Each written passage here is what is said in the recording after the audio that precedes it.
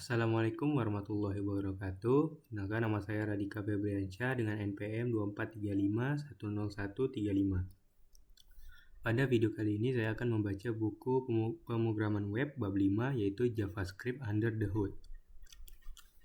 Capaian pembelajaran: setelah menamatkan bab ini, kamu akan mampu membedakan evolusi sintaks JavaScript dari ES5 ke ES6+ dan memanfaatkan fitur modern seperti optional chaining, memvisualisasikan manajemen memori di stack dan heap untuk menghindari kebocoran memori, menjelaskan mekanisme execution, konteks, dan scope chain yang mendasari perilaku variabel global dan lokal, menguasai konsep event loop untuk memahami bagaimana JavaScript menangani tugas asinkronus tanpa memblokir antarmuka, menerapkan teknik manipulasi DOM dan yang efisien dengan memanfaatkan event delegation untuk performa tinggi. Yang pertama, ECMAScript Standards, evolusi bahasa web. JavaScript yang kita kenal hari ini jauh berbeda dari bahasa script sederhana yang diciptakan Brendan Eich dalam 10 hari pada tahun 1995. Nama resmi standar bahasa ini adalah ECMAScript atau ES, yang dikelola oleh Badan Standarisasi Internasional bernama ECMA Internasional, khususnya Komite Teknis TC39. TC39 adalah sekelompok insinyur dari perusahaan raksasa seperti Google, Apple, Microsoft, Mozilla yang bertemu secara rutin untuk mendebatkan fitur baru apa yang layak masuk ke dalam bahasa ini. Proses penambahan fitur ini sangat ketat dan melalui tahapan atau stage 0 hingga stage 4 yang memastikan bahwa setiap perubahan tidak akan merusak web yang sudah ada. Sebagai developer, memahami proses ini penting agar kita tahu fitur mana yang sudah stabil dan mana yang masih eksperimental. Tonggak sejarah terbesar dalam evolusi JavaScript modern adalah rilisnya S6 atau ECMAScript 2015. Sebelum S6, JavaScript atau S5 terasa kikuk dan penuh jebakan, seperti masalah scoping variabel, var, dan ketiadaan sistem modul bawaan. S6 membawa revolusi sintaks besar-besaran dengan memperkenalkan let and const untuk deklarasi variabel yang lebih aman, arrow function untuk penulisan fungsi yang lebih ringkas, dan classes untuk pemrograman berorientasi objek yang lebih familiar. Perubahan ini begitu fundamental sehingga membagi era JavaScript menjadi pre-S6 dan modern JS. Hampir semua tutorial atau dokumentasi yang ditulis sebelum 2015 kini dianggap usang dan tidak disarankan untuk dipelajari oleh pemula. Sejak S6 rilis, ECMAScript dilakukan setiap tahun atau S 2016, S 2017, dan seterusnya dengan penambahan fitur yang lebih bertahap namun sangat powerful. Salah satu fitur favorit developer modern adalah optional chaining, yang menyelamatkan kita dari error sejuta umat uncaught type error cannot read property of undefined. Dengan tanda tanya ajaib ini, kita bisa mengakses properti bersarang yang dalam seperti user, profile, address, city, tanpa perlu menulis rangkaian pengecekan if yang panjang dan melelahkan. Jika salah satu rantai data tersebut null atau undefined, ekspresi akan berhenti dan mengembalikan undefined dengan anggun, bukannya meledakkan aplikasi dengan layar error merah. Fitur yang sangat membantu adalah Nullis Coalescing Operator, yang merupakan versi lebih cerdas dari operator logika OR. Operator OR lama memiliki kelemahan fatal. Ia menganggap angka 0 atau string kosong sebagai nilai false atau salah, sehingga seringkali menimpa data valid dengan nilai default. Misalnya let score dengan 0 or 10 yang menghasilkan 10, padahal skor 0 adalah nilai yang sah dalam game. Dengan tanda tanya, operator hanya akan mengambil nilai sebelah kanan jika nilai tersebut kirinya benar-benar 0 atau undefined. Ini memberikan presisi yang sangat dibutuhkan dalam menangani konfigurasi atau data input pengguna.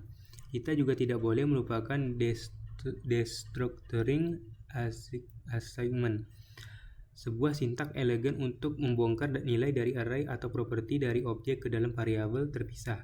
alih-alih menulis const name sama dengan user.name dan const age sama dengan user.age berulang-ulang, kita cukup menulis const name age sama dengan user. Fitur ini tulang punggung pengembangan aplikasi modern, terutama dalam ekosistem React di mana kita sering kali harus mengekstrak props dan state. Destructuring tidak hanya menghemat ketikan, tetapi juga membuat kode lebih deklaratif dan mudah dibaca, memperjelas data apa saja yang seharusnya dibutuhkan oleh sebuah fungsi. Evolusi standar ini menuntut kita untuk selalu menggunakan alat bantu seperti Babel atau TypeScript compiler dalam proses build, karena tidak semua browser di dunia, atau terutama browser lama di instansi pemerintah atau korporat, langsung mendukung fitur terbaru S 2024. Kita perlu menerjemahkan kode modern kita ke versi JS yang lebih tua agar kompatibel. Konsep ini disebut transpiling atau source-to-source compiling.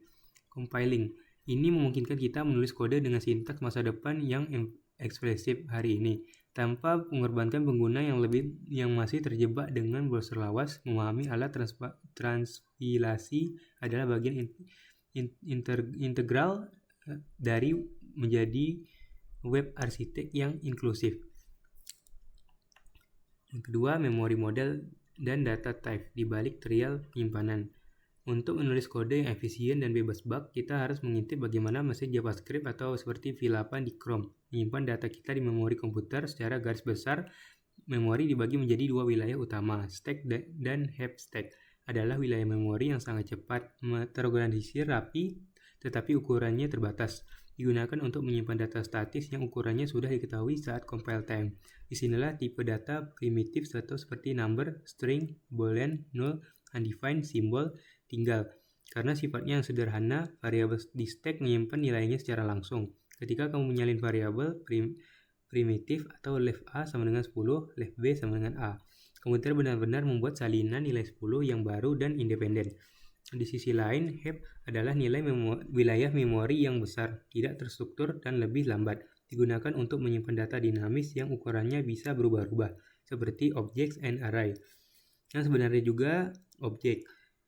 Karena ukurannya yang tidak pasti, JavaScript tidak menyimpan objek tersebut langsung di dalam variabel. Sebaliknya, objek disimpan di heap, dan variabel di stack hanya menyimpan alamat memori atau pointer yang merujuk ke lokasi objek tersebut di heap. Ini adalah konsep reference type. Perbedaan fundamental ini adalah sumber dari ribuan bug yang memusingkan kepala developer pemula yang tidak memahaminya. Implikasi terbesar dari reference type adalah masalah mutability atau kemampuan untuk diubah. Ketika kamu menyalin sebuah objek, let objek 1 sama dengan x1, let objek 2 sama dengan objek 1, kamu tidak menyalin objeknya, melainkan hanya menyalin alamatnya. Akibatnya, objek 1 dan objek 2 menunjuk ke rumah yang sama. Jika kamu mengubah isi objek 2.x sama dengan 99, maka objek 1.x juga akan ikut berubah menjadi 99.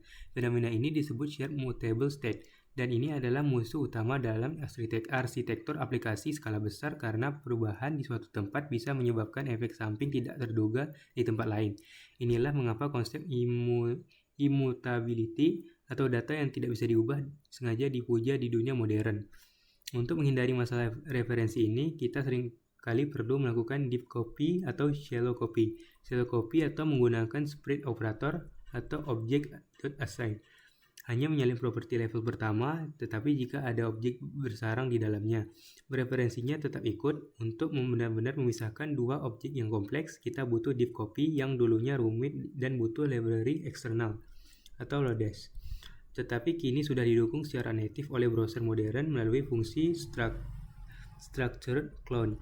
Memahami kapan harus menyalin referensi dan kapan harus menyalin nilai adalah skill krusial untuk manajemen data yang benar. Lalu bagaimana dengan sampah memori? JavaScript memiliki mekanisme otomatis bernama garbage collection atau GC. Mesin JS secara berkala memindai memori heap dan mencari objek-objek yang yatim piatu, objek yang tidak lagi memiliki referensi atau variabel yang menunjuk kepadanya. Jika ditemukan, GC akan menghapus objek tersebut dan membebaskan memori untuk dipakai kembali. Meskipun otomatis, bukan berarti kita bebas sembarangan. Memory leaks atau kebocoran memori masih bisa terjadi jika kita tidak sengaja membiarkan referensi tertinggal. Misalnya lupa menghapus event listener pada elemen yang sudah dihapus dari DOM, atau menyimpan data besar di variabel global yang tidak pernah dibersihkan. Pemahaman tentang memori ini juga menjelaskan mengapa kita menggunakan const untuk array atau objek tapi masih bisa mengubah isinya. Const hanya menjaga agar variabel tidak bisa diisi ulang dengan alamat baru. Akan R sama dengan kurung siku. Tetapi ia tidak memproteksi isi rumah di alamat tersebut. Untuk benar-benar melakukan objek agar bisa diedit isinya, kita harus menggunakan metode object freeze. Membedakan antara variabel assignment dan value mutation adalah langkah yang penting untuk menuju kedewasaan pemrograman. Selanjutnya yang ketiga, execution context and scope, aturan main variabel. Setiap kali kode JavaScript dijalankan, ia tidak berjalan di ruang hampa, melainkan dalam sebuah lingkungan yang disebut execution context. Konteks default adalah global execution context yang dibuat saat browser pertama kali memuat skripmu. Di dalamnya terdapat objek global atau window di browser, global di Node.js, dan variabel this. Setiap kali sebuah fungsi dipanggil atau invoked, mesin JS menciptakan function execution context baru khusus untuk fungsi tersebut. Konteks ini berisi variabel lokal, argumen fungsi, dan referensi ke konteks luarnya. Tumpukan konteks yang sedang aktif ini membentuk call stack, struktur data LIFO, atau last in first out, yang melacak posisi eksekusi program saat ini. Konsep yang tak kalah pentingnya adalah scope atau cakupan, yang menentukan di mana sebuah variabel bisa diakses atau dilihat. Ada 3 jenis scope utama. Global scope bisa diakses di mana saja, function scope hanya bisa diakses di dalam fungsi, dan yang terbaru di S6, block scope hanya bisa diakses di dalam kurung kurawal. Variabel yang dideklarasikan dengan var menganut function scope, sedangkan let dan const menganut block scope. Perbedaan ini krusial. Variabel yang dibuat di dalam blok if atau for bocor keluar dan bisa diakses dari luar blok, seringkali menyebabkan bug logika. Ini adalah alasan utama mengapa penggunaan var kini dilarang keras di standar industri modern, atau var is dead. Mekanisme pencarian variabel mengikuti aturan scope chain. Jika kamu mencoba mengakses variabel di dalam sebuah fungsi, mesin JS akan mencarinya di konteks lokal fungsi itu dulu. Jika tidak ketemu, ia akan naik ke konteks induknya atau lexical parent. Lalu naik lagi terus hingga ke global scope. Jika masih tidak ketemu di global, barulah referenced error dilempar. Sifat melihat keluar ini memungkinkan fungsi anak mengakses variabel milik fungsi induknya, tetapi tidak sebaliknya. Hubungan hierarki ini ditemukan pada saat kita menulis kode atau lexical scoping, bukan saat kode dijalankan, sehingga kita bisa memprediksi perilaku variabel hanya dengan membaca struktur kodenya. Fenomena menarik yang muncul dari scope chain adalah closures. Closures menjadi ketika sebuah fungsi mengingat variabel dari lingkungan luarnya bahkan setelah fungsi luarnya selesai dieksekusi. Bayangkan sebuah fungsi buat counter yang mengembalikan fungsi lain, variabel count, dan di dalam buat counter seharusnya mati dan dihapus dari memori setelah fungsinya selesai. Tapi berkat closure, fungsi anak yang dikembalikan membawa ransel berisi referensi ke variabel count tersebut. Ini memungkinkan kita membuat variabel private dan stateful function tanpa mengotori global scope. Closure adalah konsep yang sering ditanyakan dalam wawancara kerja karena menunjukkan pemahaman mendalam tentang siklus hidup variabel. Satu lagi perilaku aneh JavaScript terkait konteks adalah hoisting. Sebelum kode dieksekusi baris demi baris, mesin JS melakukan fase creation phase, di mana ia memindai seluruh kode dan mengangkat deklarasi variabel dan fungsi ke bagian paling atas skopnya. Ini menjelaskan mengapa kita bisa memanggil fungsi di baris 1 padahal fungsinya baru ditulis di baris 10. Namun, hosting variabel var hanya mengangkat deklarasinya, bukan nilainya, atau menghasilkan undefined, sedangkan let dan const berada dalam zona mati sementara atau temporal dead zone yang melempar error jika diakses sebelum dideklarasikan. Memahami hoisting menyelamatkan kita dari kebingungan saat melihat urutan eksekusi yang tampak tidak logis. Terakhir, kata kunci disk adalah sumber kebingungan abadi karena nilainya berubah-ubah bergantung bagaimana fungsi dipanggil, bukannya di mana ia ditulis. Dalam metode objek, disk merujuk ke objek itu sendiri. Dalam fungsi biasa, disk bisa merujuk ke global object atau undefined district mode. Arrow function hadir sebagai penyelamat karena ia tidak memiliki konteks disk sendiri. Ia meminjam disk dari skop luarnya atau lexical disk. Perilaku arrow function yang prediktif ini membuatnya menjadi pilihan utama untuk callback dan metode di dalam kelas komponen modern. Selanjutnya yang keempat, the event loop and asynchronous. Melihat banyak hal sekaligus. JavaScript adalah bahasa single threaded yang artinya ia hanya punya satu tangan dan hanya bisa mengerjakan satu hal pada satu waktu di satu call stack. Jika kamu menjalankan kode berat seperti pemrosesan gambar atau loop jutaan kali, browser akan macet total atau freeze dan tidak bisa merespon klik atau scroll pengguna sampai tugas itu selesai. Sifat ini disebut blocking. Namun dalam praktiknya kita bisa melakukan request ke server, menunggu timer, dan mendengarkan event klik secara bersamaan tanpa membuat browser macet. Cara apa yang memungkinkan hal ini? Jawabannya adalah event loop. Mesin JavaScript sebenarnya tidak bekerja sendirian. Ia dibantu oleh web APIs dan disediakan oleh browser seperti setTimeout, fetch, DOM event. Web API inilah yang sebenarnya menangani tugas-tugas berat di latar belakang menggunakan thread tambahan yang dikelola browser atau C++ di luar thread utama JavaScript. Ketika kita memanggil setTimeout callback 1000, kita sebenarnya sedang mendelegasikan tugas menghitung waktu ke browser. JavaScript kemudian melanjut mengajarkan baris kode berikutnya tanpa menunggu. Setelah 1 detik berlalu, browser akan melempar fungsi callback kita ke dalam sebuah antrian yang disebut callback queue atau task queue, menunggu giliran untuk dieksekusi. Disinilah event loop berperan sebagai pengatur lalu lintas yang tak dikenal lelah. Tugas event loop sangat sederhana, ia terus-menerus memantau call stack dan callback queue. Aturannya adalah, jika call stack kosong, artinya JS sedang menganggur. Ambil satu tugas dari callback queue dan dorong ke call stack untuk dijalankan. Inilah mengapa setTimeout dengan waktu 0 ms tidak langsung dijalankan. Ia tetap harus antri di belakang dan menunggu sampai kode sinkron yang sedang berjalan selesai semua. Event loop menjamin bahwa tugas asinkronus tidak akan pernah menyela kode yang sedang berjalan di tengah jalan, menjaga konsistensi logika program. Selain callback queue biasa, ada jalur prioritas khusus bernama microtask queue yang digunakan oleh promise dan async atau await. Microtask queue memiliki hak istimewa. Segera setelah call stack kosong, event loop akan memproses semua tugas di microtask queue sampai habis bersih, baru kemudian melirik callback queue biasa. Ini berarti .then dan sebuah promise akan selalu dieksekusi lebih dulu daripada setTimeout.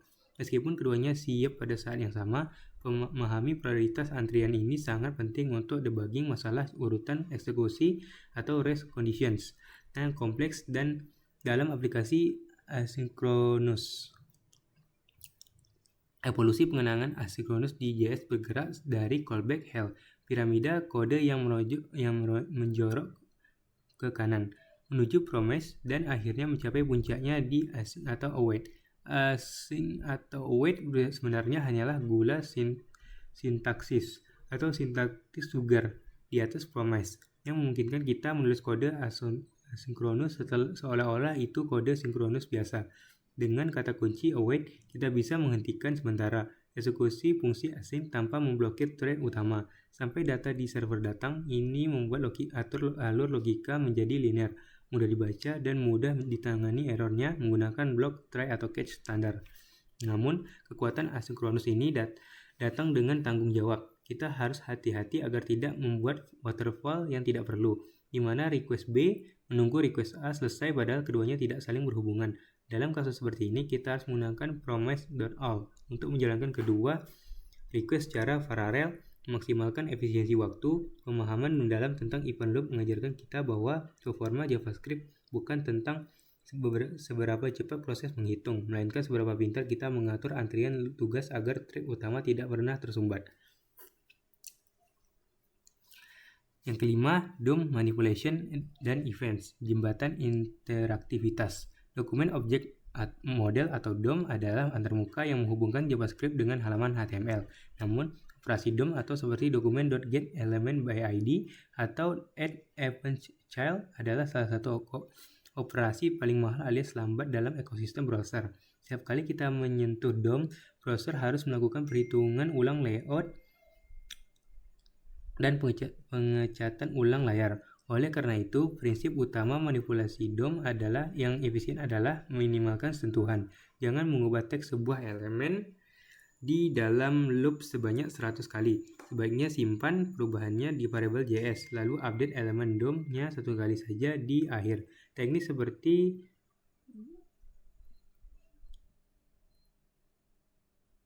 seperti dokumen fragment juga bisa digunakan untuk menyusun sekelompok elemen di memori atau offline sebelum ditempelkan sekaligus ke halaman asli. Salah satu fitur paling powerful dalam sistem event DOM adalah event propagation yang terdiri dari dua fase, capturing atau turun dari root ke target dan bubbling naik dari target kembali ke root. Secara default, event listener bekerja pada fase bubbling, artinya jika kamu mengklik sebuah tombol di dalam div, event klik tersebut akan memicu listener di tombol dulu, lalu gelembungnya naik memicu listener di div, lalu di body dan mekanisme ini sering membingungkan pemula yang mendapati satu klik memicu banyak fungsi sekaligus. Kita bisa menghentikan perambatan ini menggunakan metode .stop propagation. Meskipun harus digunakan dengan bijak agar tidak memutus aliran logika aplikasi pihak ketiga seperti analytics. Memanfaatkan bubbling, kita bisa menerapkan pola arsitektur event delegation. Bayangkan kamu punya tabel 1000 baris dan setiap baris punya tombol hapus. Cara naif adalah memasang 1000 event listener ke masing-masing tombol yang akan memakan memori besar dan membuat inisialisasi rambat. Cara cerdasnya adalah memasang satu event listener saja pada elemen induk tabel. Karena event dari tombol akan bubble up ke tabel, kita bisa menangkapnya di sana dan mengecek event.target untuk mengetahui tombol mana yang diklik. Teknik ini hanya hemat memori, tapi juga otomatis menangani event baru yang ditambahkan secara dinamis di masa depan tanpa perlu pasang listener ulang.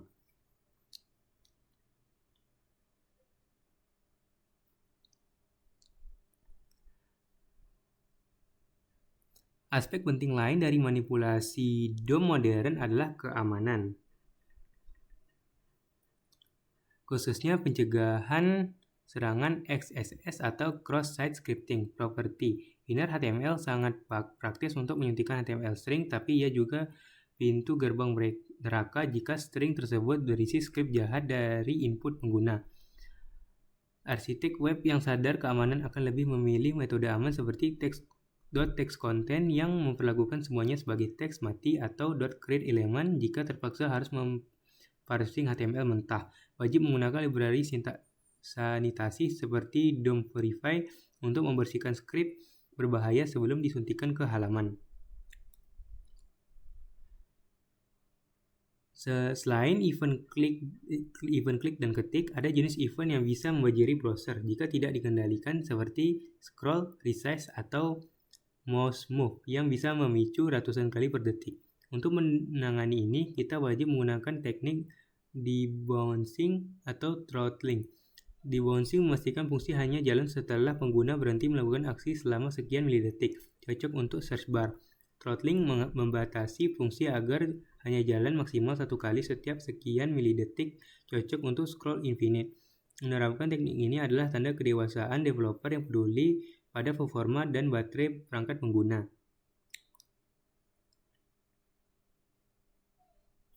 Terakhir, interaksi JavaScript modern telah melampaui manipulasi DOM manual berkat hadirnya web komponen dan framework reaktif. Namun di balik layar React dan Vue, prinsip DOM natif ini berjalan. Virtual DOM hanyalah lapisan abstraksi yang melakukan strategi minimalkan sentuhan secara otomatis untuk kita. Memahami raw DOM API memberikan kita kemampuan untuk melakukan optimasi manual yang ekstrim atau membangun komponen ringan tanpa ketergantungan framework besar. Sebuah skill yang sangat dihargai dalam pengembangan widget embeddable atau aplikasi performa tinggi. Yang keenam, integrasi keislaman atau manajemen hati dan disiplin proses.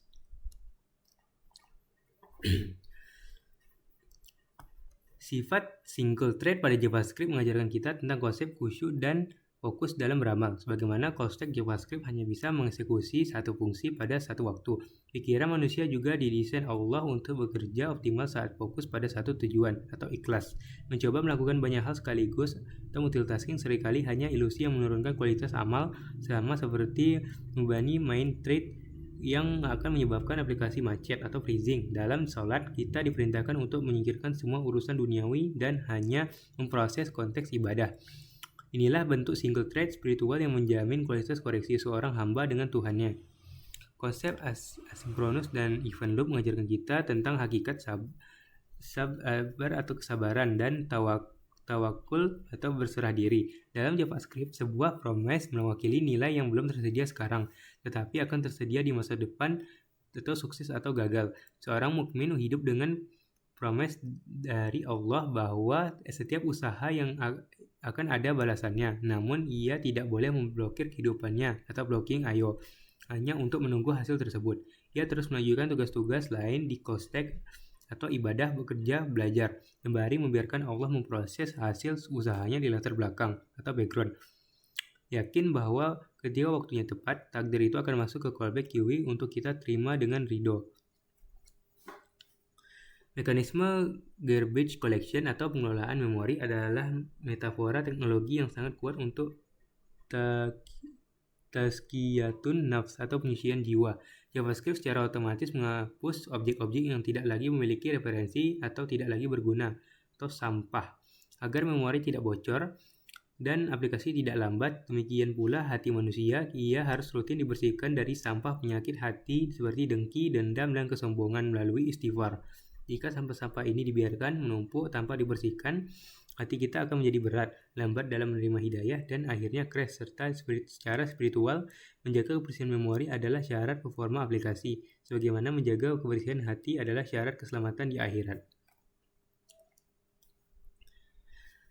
Perbedaan antara tipe primitif yang disalin nilainya atau immutable dari tipe referensi yang bisa diubah isinya atau mutable mengingatkan kita pada sawabit atau hal yang tetap dan mutakhairat atau hal yang berubah. Dalam Islam ada aspek agama yang tidak boleh berubah seperti akidah dan rukun Islam atau primitif yang harus kita pegang teguh apa adanya. Namun ada aspek muamalah dan strategi duniawi atau objek yang fleksibel dan bisa dimutasi sesuai tuntutan zaman dan maslahat. Memahami mana yang boleh berubah dan mana yang harus tetap adalah kunci kebijaksanaan atau hikmah. Kekeliruan dalam hal ini bisa menyebabkan bid'ah atau mengubah yang tetap, atau kejumudan atau membukukan yang seharusnya cair. Konsep eksekusi konteks dan skop cakupan variabel mengajarkan kita tentang adab dan batasan ilmu. Sebuah variabel dalam fungsi tidak bisa dilihat dari luar atau global, menjaga privasi dan integritas data tersebut. Ini sejalan dengan pemerintah menutup aib dan menjaga rahasia saudara atau hifzu al-asrar. Tidak semua informasi harus bersifat global dan bisa diakses semua orang atau window objek. Ada hal-hal khusus yang untuk lingkaran tertentu atau block space, scope. Selain itu, hosting di mana deklarasi diangkat ke atas, mengingatkan kita bahwa niat atau deklarasi harus selalu mendahului amal atau eksekusi. Sebagaimana hadis, innamal a'malu binniyat. Sungguhnya amal itu tergantung niatnya. Terakhir, evolusi standar dari S5 ke S6 Plus mencerminkan semangat islah atau perbaikan terus-menerus dan tajdid atau pembaruan. Bahasa pemrograman yang tidak berkembang akan mati dan ditinggalkan. Begitu pula umat yang tidak mau memperbaiki diri dan beradaptasi dengan kemajuan ilmu pengetahuan. Fitur-fitur baru seperti optional chaining yang mencegah error saat ada data kosong mengajarkan kita untuk selalu berprasangka baik atau husnuzan dan bersiap menghadapi ketidakpastian tanpa harus merusak seluruh tatanan hubungan. Seorang pembelajar yang sejati tidak anti terhadap hal baru tetapi mengadopsinya untuk meningkatkan efisiensi dan kemaslahatan dalam berkarya. Selanjutnya yang 7, simpulan, membedah mesin di balik layar. Bab ini telah mengajakmu menyelam ke dalam ruang mesin JavaScript, membuktikan bahwa sekedar menghafal sintaks tidak cukup untuk menjadi engineer yang andal. Berikut adalah prinsip-prinsip fundamental yang harus kamu pahami. Yang pertama, standar adalah kunci evolusi.